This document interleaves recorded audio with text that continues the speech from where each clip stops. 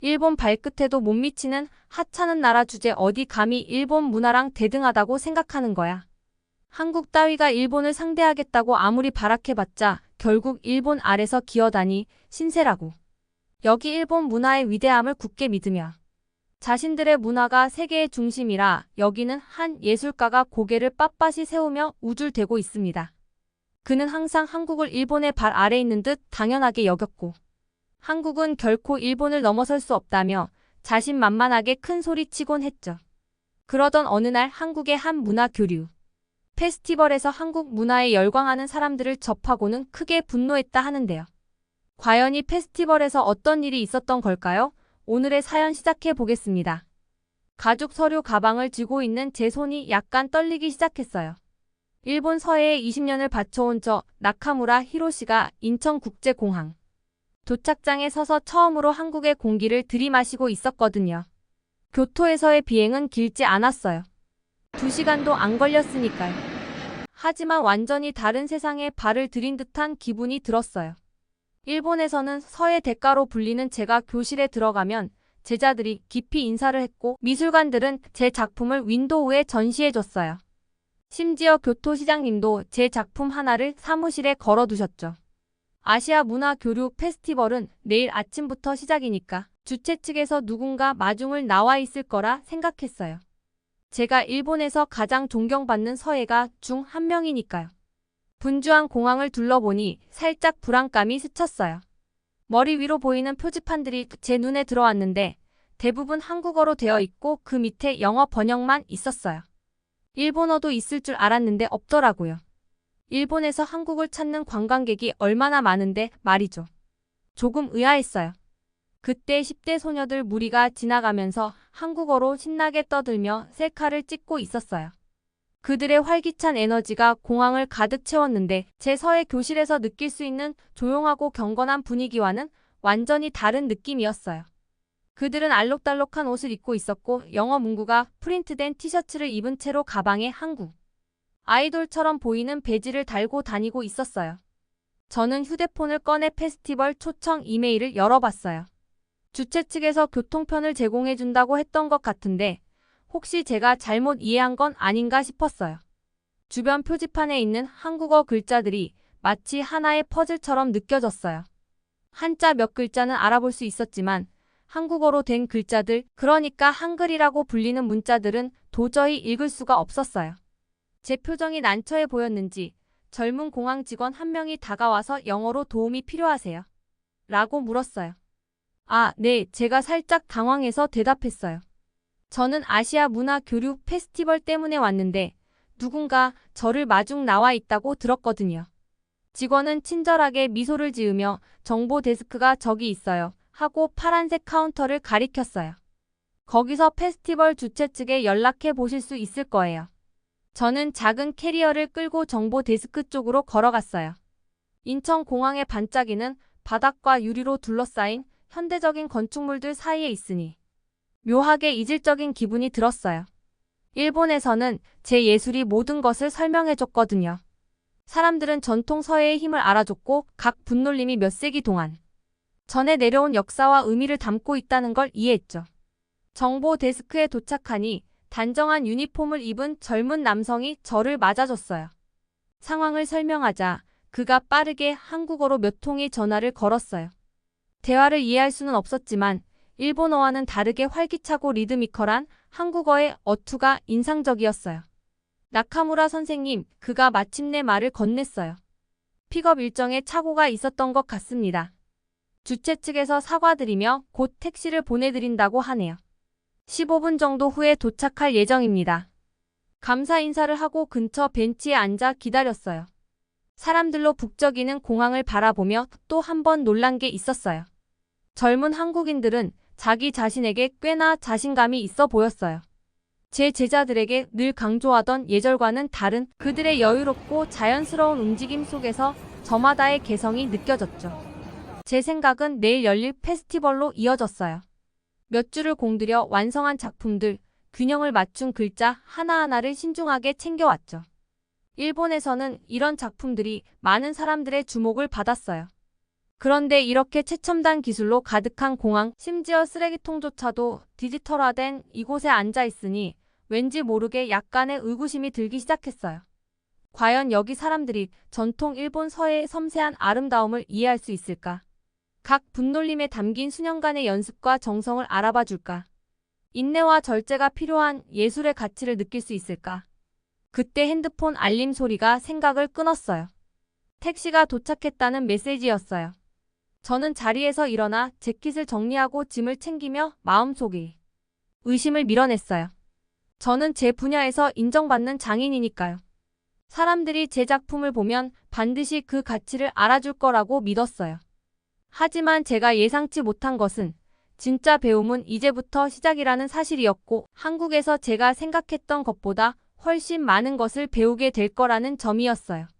부스 전시 벽에 마지막 족자를 걸면서 손이 살짝 떨렸어요. 새벽부터 나와서 교토에 있는 제 작업실에서처럼 하나하나 정성껏 준비해온 거예요. 아침 햇살이 전시장 유리 천장을 통해 쏟아져 들어와 제 서예 작품에 새긴 먹빛을 빛나게 해줬어요. 한 걸음 물러서서 제 작품들을 바라보며 안경을 살짝 고쳐 쓰고 모든 디테일이 완벽한지 확인했어요. 부스 자체는 단순하지만 우아하게 꾸몄어요. 짙은색 나무 판넬이 벽을 이루고 있고 눈높이에 맞춰 제일 자신 있는 작품들을 걸었어요. 윤이 반짝이는 대나무 테이블에는 세대를 거쳐 내려온 5개의 먹돌과 손때 묻은 붓, 그리고 값비싼 고급 종이들을 놓았어요. 각각의 물건에는 오랜 헌신과 전통의 이야기가 담겨 있어요. 페스티벌 시작까지 10분 남았습니다. 한 스태프가 한국어와 영어로 외쳤어요. 제 심장이 빨리 뛰기 시작했어요. 이제 곧 사람들이 진짜 일본 서예가 어떤 건지 보게 될 거라는 생각에 마지막으로 전통 하카마 복장을 바로잡고 첫 방문객을 맞이할 준비를 했어요. 그런데 문이 열리고 사람들이 들어오기 시작하자 뭔가 이상하다는 느낌이 들었어요. 10대 청소년들과 젊은 사람들이 제 부스를 지나치며 겨우 한번 힐끗 쳐다보고는 그냥 가버리는 거예요. 어떤 이들은 제 족자를 가리키며 서로 속닥거리고는 그냥 지나갔고, 중년 부부는 잠시 멈춰서 정중하게 고개를 끄덕이더니 곧 발길을 돌렸어요. 그들의 발소리가 멀어질수록 제 속이 불안하게 조여오는 느낌이었어요. 그때 그 소리가 들렸어요. 바로 옆에서 흘러나오는 신나고 경쾌한 음악이었죠. 고개를 돌려보니 입이 떡 벌어질 수밖에 없었어요. 옆에 있는 한국 부스는 제가 여태껏 본 것 중 가장 화려했어요. 온갖 색깔과 소리의 폭발이 사람들을 단번에 끌어들이고 있었어요. 전통 한국 도자기들이 LED 조명 선반 위에 놓여 있는데 그 조명이 계속해서 색깔을 바꿔가며 도자기를 더욱 돋보이게 만들고 있었어요.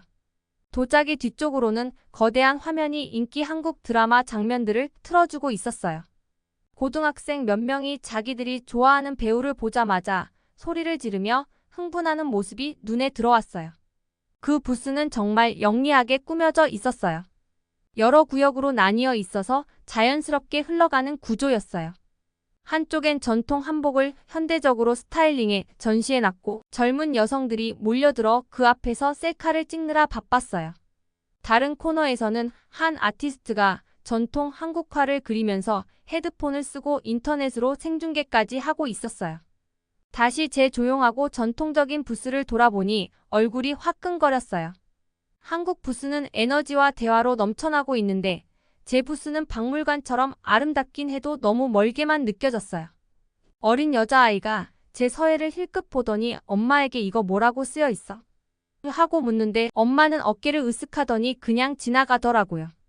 그렇게 시간은 흘러갔고 저는 거의 빈 의자 앞에서 붓질 시범을 보여주고 있는데 옆 부스에는 사람들이 줄을 서서 사진 찍기에 여념이 없었어요. 한국 부스 스태프들은 방문객들과 마치 오래된 친구처럼 스스럼 없이 소통하며 한국어와 영어를 자연스럽게 오가고 있었어요. 심지어 방문객들이 한국 글자로 자기 이름을 써볼 수 있게 만든 작은 체험 공간도 있었고 사람들이 웃으며 서로 도와주는 모습이 즐거워 보였어요. 오후가 되자 발이 아플 정도로 서 있었지만 제 예술에 대해 진지한 대화를 나눈 사람은 몇 안 됐어요. 반면 한국 부스에서는 이미 K-팝 댄스 워크숍, 현대식으로 재해석한 전통 다도 체험, 그리고 한국 인기 만화 캐릭터에서 영감을 받은 도자기 만들기 시연까지 3가지 이벤트가 진행됐어요. 해가 지기 시작할 무렵 옆 부스의 젊은 한국 아티스트가 태블릿으로 전통 호랑이를 그리는 모습을 지켜봤어요. 관객들은 그녀가 작업하는 동안 감탄하며 박수를 쳤어요.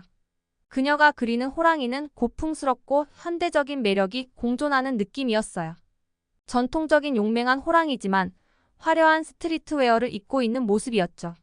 아이들은 손가락질하며 웃고 부모님들은 영상을 찍고 청소년들은 그녀의 기법에 대해 자세히 묻더라고요. 저는 무겁게 의자에 주저앉았고 제 자존심이 오래된 먹처럼 부서져 가는 기분이었어요. 20년 동안 이 예술을 갈고 닦았지만 이곳 사람들과는 도무지 연결되지 않는 느낌이었어요. 조용하고 형식적인 제 부스와 활기 넘치면서도 전통과 현대가 어우러진 그들의 축제 같은 부스와의 대비가 너무 뼈아팠어요. 제 인생에서 처음으로 문화의 진정한 가치가 무엇인지 제가 틀렸던 게 아닐까 하는 생각이 들었어요. 행사 첫날이 마무리될 즈음에도 옆 부스에서는 여전히 웃음소리와 음악이 끊이지 않았어요. 아무도 손대지 않은 제 방명록을 바라보며 전통을 지킨다는 게 단순히 과거의 모습을 그대로 유지하는 것만은 아니라는 걸 깨달았어요. 그 이상이 있을 텐데 지금은 너무 피곤하고 혼란스러워서 그게 뭔지 잘 모르겠더라고요.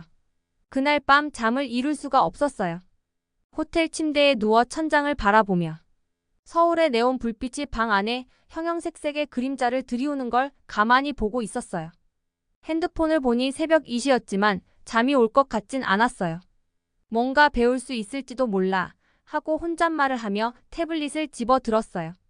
손가락이 약간 떨리면서도 검색창에 한국 문화라고 타이핑했죠. 그리고 그 후 몇 시간 동안 제가 문화 보존에 대해 알던 모든 것이 바뀌는 경험을 했어요. 처음으로 한글에 대해 알게 되었어요. 1400년대에 세종대왕이 이 문자를 창제했다는 내용을 읽으면서 눈이 커졌어요. 평생을 익혀온 복잡한 일본어 한자와는 달리 한글은 단순하고 논리적으로 설계된 문자였어요. 글자 모양이 발음할 때 입의 위치와도 맞아떨어진다니. 그 단순하면서도 기발한 아이디어에 감탄하며 웃음이 나왔어요. 누구나 배울 수 있겠네 하고 혼잣말을 했죠. 정말 우아하면서도 간단한 해결책이 있다는 게 신기했어요. 읽으면 읽을수록 점점 더 매료되었어요. 예를 들어 BTS 같은 K-팝 그룹들이 전통 한국 악기와 현대 비트를 섞어 새로운 음악을 만들어내는 걸 알게 되었고 역사적인 이야기를 현대적인 감각으로 재해석한 한국 사극 영상도 찾아봤어요. 한국 패션 역시 흥미로웠어요. 현대 디자이너들이 전통 한복의 패턴을 현대 의상에 활용하는 모습이 참 신선했죠. 제 손가락이 한참 한국 길거리 음식에 대한 영상에서 멈췄어요. 영상 속 노점 상인은 떡볶이를 만들고 있었는데 치즈나 다양한 소스를 첨가해서 젊은 사람들의 입맛에 맞게 새롭게 변형한 버전이었어요. 그걸 보니 문득 제 전통을 지켜나가는 방식이 얼마나 고루했는지 느껴졌어요. 제 서예 시연도 사람들에게 더 재미있고 친근하게 다가갈 방법에 대해 생각해 본 적이 없었거든요. 새벽 4시쯤 전통붓 기법과 디지털 아트를 결합한 한국 아티스트들의 영상을 보고 있었어요. 이 아티스트들은 옛 방식에 대한 존경을 담아내면서도 새로운 기술을 받아들여 멋진 작품을 만들어냈어요. 몇몇은 실시간 스트리밍을 통해 작업 과정을 보여주면서 시청자들과 소통하기도 했고요. 그 흥미와 참여도가 너무 인상적이었어요. 이들은 단순히 문화를 보존하는 게 아니라 그 문화를 성장시키고 있었어요. 내가 그동안 뭘 잘못하고 있었던 거지? 하며 피곤한 눈을 비볐어요. 그 순간 진실이 제 마음을 찌르듯 다가왔어요. 저는 전통을 지키겠다는 마음에만 집중한 나머지 예술이 존재하는 본질적인 이유를 잊고 있었던 거예요. 사람들과 소통하고 아름다움과 의미를 나누기 위해 존재한다는 걸요. 축제에서 제 부스를 떠올려 봤어요. 모든 걸 완벽하게 배치해 두었지만 방문객들과 연결되기 위해 노력한 적은 없었어요. 그러니 사람들이 그냥 지나칠 수밖에요. 저는 제 예술을 마치 박물관의 전시물처럼 전시했어요. 보기만 하고 손대지 마세요. 식으로요. 그에 비해 한국 부스는 생동감이 넘쳤고 사람들이 함께 경험을 나눌 수 있는 공간처럼 느껴졌어요. 노트를 꺼내 아이디어를 적기 시작했어요. 손이 떨릴 정도로 흥분이 느껴졌어요. 인터랙티브한 서예 체험을 만들어 보면 어떨까? 다양한 붓질이 각기 다른 감정을 표현하는 걸 보여주고 사람들이 간단한 글자를 직접 써볼 수 있도록 해보면 좋겠다는 생각이 들었어요. 디지털 프로젝터를 이용해 실시간으로 붓 움직임을 보여주면 사람들이 더 쉽게 이해할 수 있을 테니까요. 해가 떠오르면서 드디어 졸음이 몰려왔어요. 창밖을 바라보니 서울이 아침을 맞이하고 있었어요. 그제서야 전에는 눈치채지 못했던 풍경이 보였어요. 고대 사찰이 현대 고층 빌딩 옆에 당당하게 서 있고 전통시장이 세련된 백화점과 나란히 운영되고 있었어요. 그때 집에서 온 메시지가 도착했어요. 재학생 중 한 명이 언제 다시 수업을 하러 돌아오는지 물어보는 내용이었어요. 그 메시지를 보며 깨달았어요. 돌아갈 때 저는 다른 모습의 선생님이 되어 있을 거라는 걸요. 제 예술 자체는 변하지 않을 거예요. 붓질도 기술도 그동안 쌓아온 훈련도 그대로일 테니까요.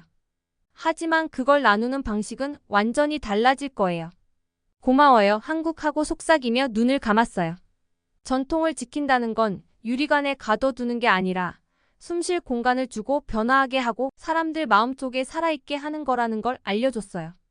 아침 공기가 뭔가 달라 보였어요. 축제장에 들어서면서 가만히 있던 손이 조금 떨리더라고요. 그동안 서예를 하면서 다져온 손놀림이었는데도 한국 부스에 가까워질수록 신경이 쓰였어요. 근처 커피 가판대에서 나는 향이 잔잔하게 흐르는 K-팝 음악 소리와 섞여 있었고 저 앞에서는 은서라는 봉사도우미 분이 다채로운 엽서들을 정리하고 있었어요. 전통적인 한국 디자인에 현대적인 패턴이 어우러진 엽서들이었죠. 저기요, 제 목소리가 생각보다 더 작게 나왔어요. 질문 좀 해도 될까요? 은서가 고개를 들어 미소를 지었어요. 친근한 표정 덕분에 긴장이 조금 풀리더라고요. 그녀는 현대적인 재킷에 전통 한국 자수를 넣어 입고 있었는데 딱 제가 눈여겨봤던 옛것과 새것의 조화였어요. 물론이죠. 혹시 서예 부스에서 오신 히로시 씨 맞으세요? 그녀가 의자를 가리키며 앉으라고 권해줬어요. 저는 고개를 끄덕이며 깊게 숨을 들이마셨죠. 며칠 동안 계속 당신 부스를 지켜봤어요. 솔직히 털어놨어요. 여기 있는 사람들이 다 너무 즐거워 보여요. 다들 정말 몰입하더라고요. 저도 좀 알고 싶어요. 어떻게 전통을 유지하면서 현대적인 것도 함께 할 수 있는지요? 일본에서는 전통을 순수하게 지키는 게 가장 중요하다고 생각해왔거든요. 은서는 잠시 생각하더니 진열된 엽서 중 하나를 집어 들었어요. 그 엽서에는 오래된 한국 사원의 화려한 현대적인 벽화가 그려져 있었어요. 이거 보세요. 그녀가 말했어요. 어떤 사람들은 고대 사원에 현대 예술을 추가하는 걸 잘못됐다고 생각할 수도 있어요. 그런데요, 지금은 예전보다 훨씬 더 많은 젊은이들이 이 사원을 찾고 있어요. 사진을 찍어 SNS에 올리고 그 과정에서 사원의 역사도 배우죠. 저는 몸을 앞으로 기울여 그 이미지를 자세히 들여다봤어요. 예술이 사원의 아름다움을 망치는 게 아니라 오히려 새로운 매력을 더해주고 있었어요. 우리는 전통을 한계가 아닌 기초로 봐요. 은서의 눈이 반짝였어요. 요리라고 생각해보세요. 레시피를 절대 바꾸지 않으면 소수의 사람들만 그 맛을 경험할 수 있겠죠. 하지만 기본 재료를 유지하면서 새로운 맛을 더하면 더 많은 사람들이 관심을 가지게 돼요. 그게 우리가 한국 문화를 대하는 방식이에요. 그녀의 말이 가슴 깊이 와닿았어요. 저는 제 서예를 떠올렸어요. 엄격한 규칙에 갇혀 점점 더 소수만이 이해할 수 있는 상태가 되어가고 있었죠. 하지만 전통을 바꾸면 무언가를 잃는 거 아닌가요? 제가 가장 두려워하는 질문을 던졌어요. 은서는 고개를 저으며 태블릿을 꺼냈어요. 그녀는 전통적인 먹 그림과 디지털 아트를 결합한 한국 아티스트의 영상을 보여줬어요. 결과물은 정말 놀라웠어요.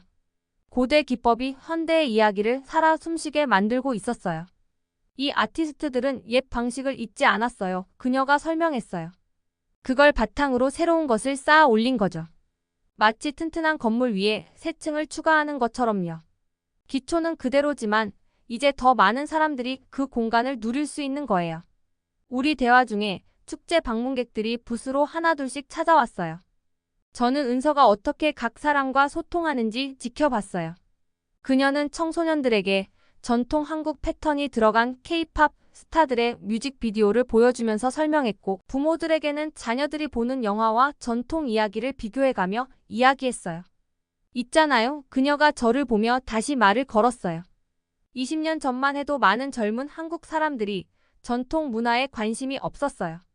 그땐 전통이란 건 지루하고 어르신들만의 것이라고 생각했거든요. 그런데 우리가 이런 융합 방식을 시작하면서 상황이 달라졌죠.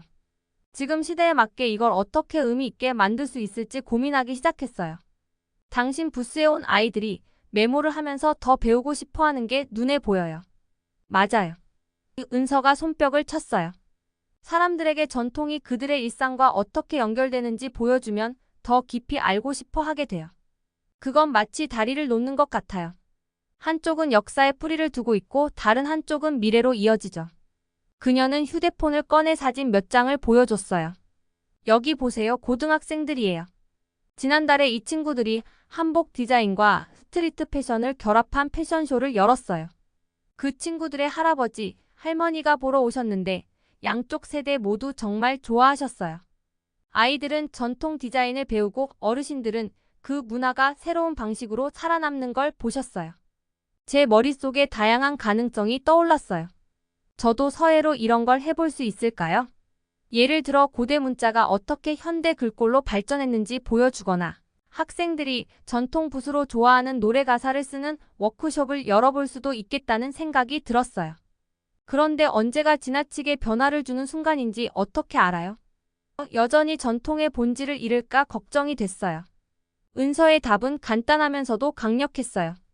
당신의 마음을 듣고 또 당신의 관객을 들어보세요.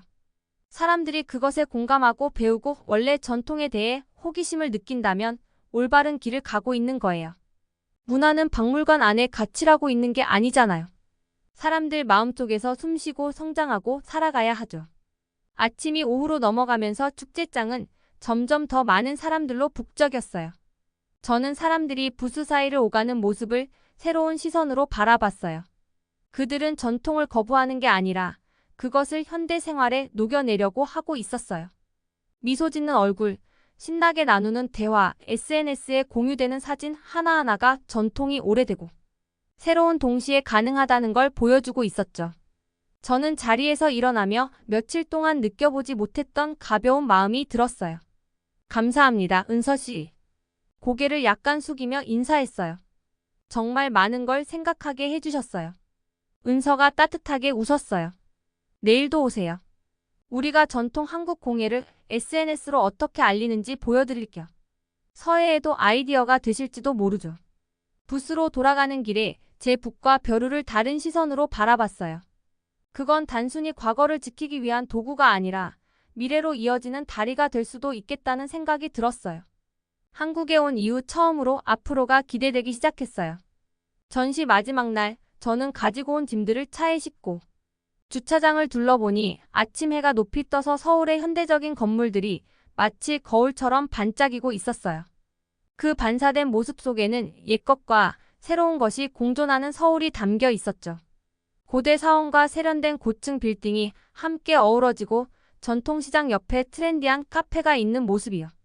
이 도시는 전통이 변화와 싸우는 게 아니라 함께 춤을 추며 더 아름다운 것을 만들어 낼 수 있다는 걸 보여줬어요. 공항으로 가는 길에 제 머릿속은 아이디어로 계속 떠들썩했어요.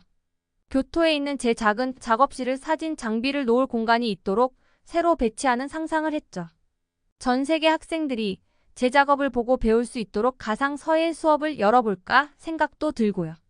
어쩌면 유튜브 채널도 만들어서 서예 기술뿐만 아니라 각 글자에 담긴 이야기와 의미도 나눌 수 있을 것 같았어요.